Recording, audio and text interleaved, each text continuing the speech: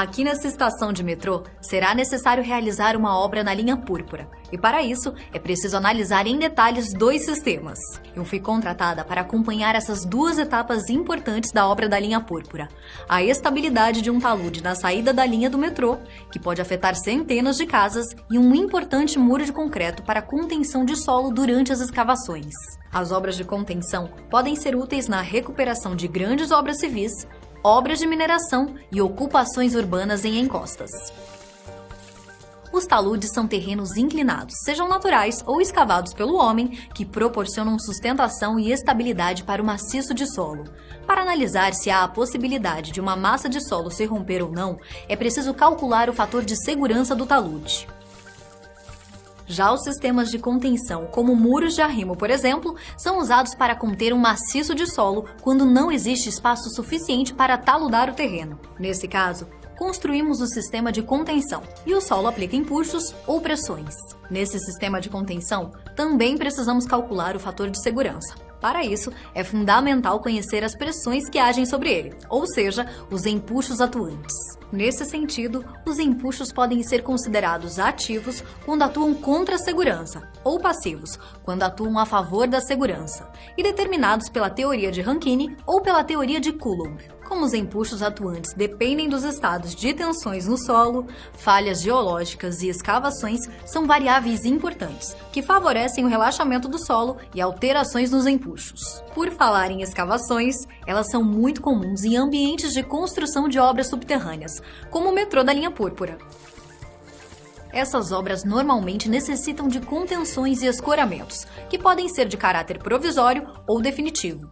Uma escavação escorada necessita de uma elevada penetração no interior da massa de solo e de um sistema de escoramento superficial para garantir sua estabilidade, por exemplo. Já os túneis são obras que possuem grande importância se considerarmos vantagens como a rapidez e o barateamento dos métodos de execução do projeto, além do fato de evitarem zonas de congestionamento e custo elevado na superfície de áreas urbanas. Entre os métodos de escavação mais utilizados, temos o método a fogo, associado a jumbos hidráulicos. Outra maneira de executar uma escavação se dá pelo método de avanço, ou seja, com perfuração mecanizada.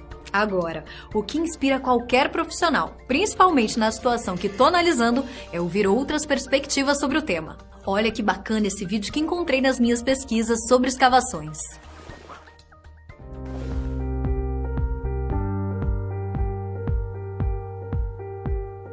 Melhorar a mobilidade urbana é uma das principais questões nas grandes cidades.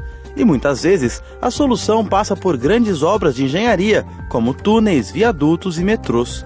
Contudo, a realização dessas obras traz grandes desafios aos responsáveis. O problema da gente realizar uma obra, principalmente urbana, é que o núcleo habitacional já está configurado, já existe. Então esse é o nosso grande problema. Como desocupar uma área ou como realizar uma nova forma de via de transporte numa área que já está consolidada com habitação urbana, já tem uma densidade habitacional ali. Uma das grandes dificuldades nas obras urbanas está relacionada à estrutura das construções ao redor. A especialista explica que diversos estudos devem ser realizados. A gente tenta buscar, se for na área urbana, junto à prefeitura, informações suficientes de traçado de redes urbanas, ver a fundação desse prédio, a que profundidade que se encontra, e fazer sondagens e investigação geotécnica, para saber se tem camadas instáveis, qual que é a profundidade do nosso lençol freático. Já para as construções de túneis em montanhas, o estudo se aprofunda um pouco mais por conta da instabilidade do solo. Em montanhas, a gente tem esse problema, quando for escavar, de avaliar a estabilidade do talude, do aterro, porque ela está lá fixa, bonita, com a vegetação, ela está aparentemente inerte, né? Mas na verdade ali ela tem movimentos, ela tem deslizamentos. Então, quando a gente vai realizar uma escavação de túnel, a gente precisa também fazer essas inspeções geotécnicas. Contudo, os dados iniciais não são suficientes para manter a segurança da obra. A inspeção deve continuar sendo realizada durante a construção. Coloco inclinômetros, taxômetros, coloco placas de recalque, pinos de recalque, para eu investigar o início do meu comportamento. Eu preciso investigar antes e deixar essas instrumentações para eu fazer essa avaliação.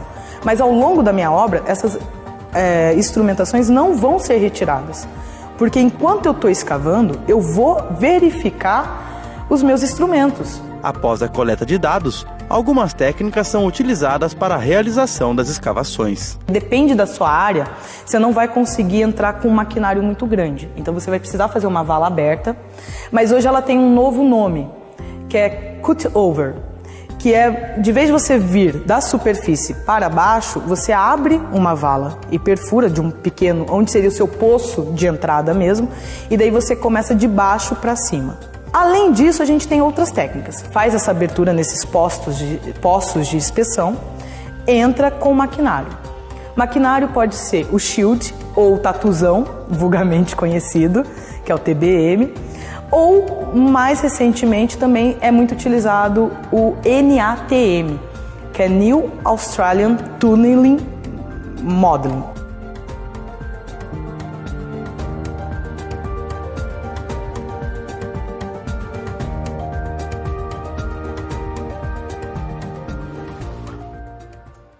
É sempre um desafio realizar grandes escavações, mas bons profissionais conseguem encontrar soluções variadas para enfrentar diferentes situações.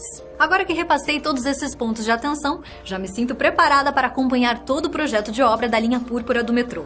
Eu preciso ir. Me desejem sorte. Mas o assunto não termina por aqui. Então, pesquise mais sobre esse tema. Bons estudos e até mais!